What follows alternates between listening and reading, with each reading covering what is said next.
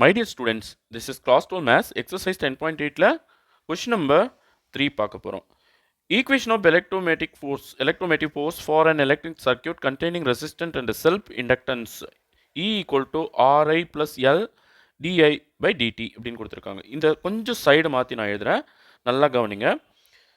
இங்கே right hand சைடில் இருக்கிறதெல்லாம் லெஃப்ட் ஹேண்ட் சைடில் எழுத போகிறோம். அதாவது L DI by DT plus RI equal to E அப்படின்னு மாற்றி எழுதுகிறேன்.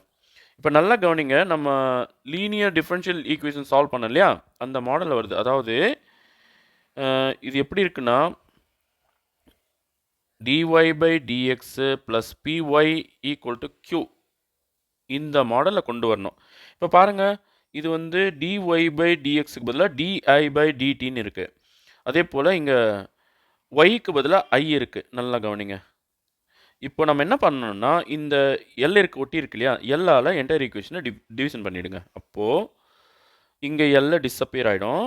DI by DT plus R by L into I. இதை தனியாக வைங்க, இது ஒய்க்கு பதிலாக வந்திருக்கு. கம்பேர் பண்ணும்போது நம்ம கரெக்டாக வரணும் இல்லையா formula, equal to E by L.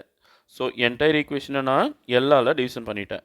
இப்போ நல்லா கவனிங்க, இந்த ஐயோட ஒட்டி இருக்கிறது தான் நம்மளோட பி. ஓகேவா? இங்கே பாருங்கள், dy பை dxக்கு பதிலாக di பை dt, ஒய்க்கு பதிலாக ஐ. அப்போ இதுதானே நம்மளோட ஒய். ஓகேவா? அப்போ இதுதான் நம்மளோட q, இதுதான் நம்மளோட q. இப்போ ஸ்ட்ரெயிட்வே நம்ம இன்டகிரேட்டிங் ஃபேக்டருக்கு போயிடலாம். Integrating factor is equal to e power integral of, இந்த இடத்துல p dxக்கு பதிலாக dt, இங்கே அடியில் என்ன வந்திருக்கு பாருங்கள், அதுதான் இங்கே போடணும். p dt equal to e power p r by l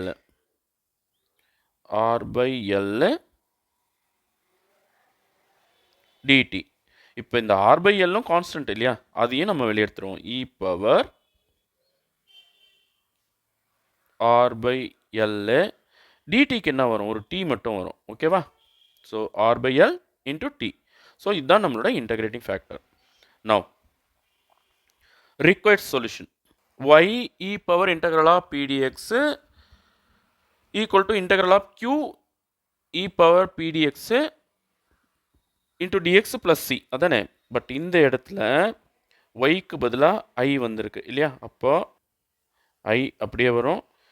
இப்போ இன்டகிரேட்டிங் ஃபேக்டர் என்ன கண்டுபிடிச்சோம், e power r by l into t equal to q யாரு, e by l into integrating factor e power r by l into t.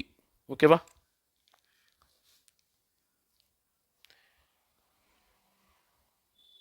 dt plus c.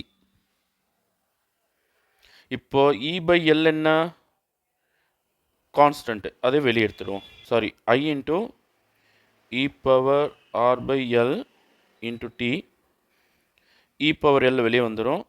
Sorry, e by L வந்து வெளியே வந்துடும். e power R by L into t dt plus c. இப்போ நல்லா கவனிங்க, left hand சைடில் எதுவும் மாற்ற வேணாம், அதை அப்படியே காப்பி பண்ணுங்கள். பட் ரைட் ஹேண்ட் சைடில் இ பை எல் கான்ஸ்டன்ட் அப்படியே வருமா, இ பவர் எக்ஸ்க்கு இ பவர் எக்ஸ் தான் இன்டகிரேஷன் பண்ணாலும் டிஃப்ரென்ஷியேட் பண்ணாலும். அப்போ E power R by L into T. இப்போ கோஎஃபிஷியண்ட்டாக என்ன இருக்குது பாருங்கள், ஆர் பை எல், அது கீழே போடணும்,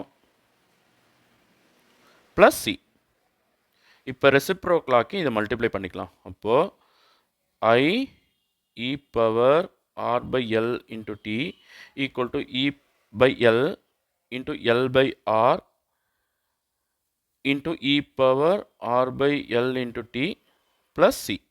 இப்போ எல்லுக்கு எல்லு கேன்சல் பண்ணிடலாம். i e power r by l into t equal to e by r, e power r by l into t plus c. சரி, இப்போ மறுபடியும் நம்ம சம்முக்கு வரோம். சம்மில் என்ன சொல்லியிருக்காங்கன்னா,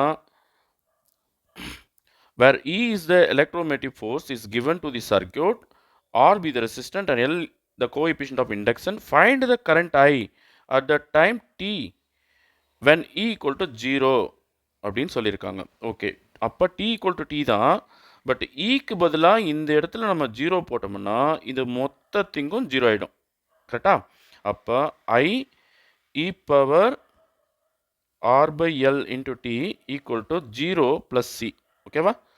நமக்கு I தானே வேணும், I தான் ஒன் சைட் பண்ணோம். அப்போ I equal to இது மல்டிப்ளிகேஷனில் இருக்கிறது அந்தாட்ட போனதுன்னா c கடியில் போயிடும், c மட்டும்தான் இருக்குது. e power rt by l அப்படி போடலாம். மறுபடியும் இதை மேலே கொண்டு வந்தோம்னா பவர் வந்து நெகட்டிவ் ஆகிடும். ஓகேவா? So I equal to c e power minus rt by l. So இது தாங்க இந்த சம்முக்கான ஆன்சர். Okay, thank you students.